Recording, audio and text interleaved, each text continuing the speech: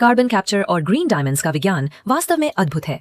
यह तकनीक प्रदूषण फैलाने वाली CO2 गैस को दुनिया के सबसे कीमती रत्न में बदल देती है। तो हवा से हीरा कैसे बनता है?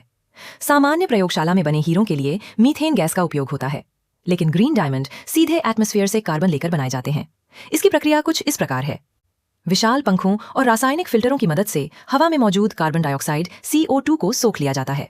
फिर इस गैस से शुद्ध कार्बन निकाला जाता है। फिर इस कार्बन को एक मशीन में डाला जाता है, जहां अत्यधिक ऊर्जा और गर्मी के जरिए इसे हीरे के एक छोटे से सीड पर जमाया जाता है। धीरे धीरे परमाणु दर परमाणु एक असली हीरा विकसित हो जाता है। तो यह ग्रीन क्यों कहलाते हैं? इन हीरों को पर्यावरण का मित्र माना जाता है, क्योंकि 1 कैरेट का हीरा बनाने के लिए हवा से लगभग 20 ग्राम CO2 हटाई जा सकती है। पारंपरिक हीरों के लिए जमीन में गहरी खुदाई की जाती है, जिससे पर्यावरण को नुकसान होता है।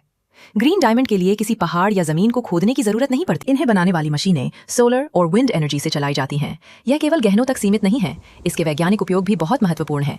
Quantum computing.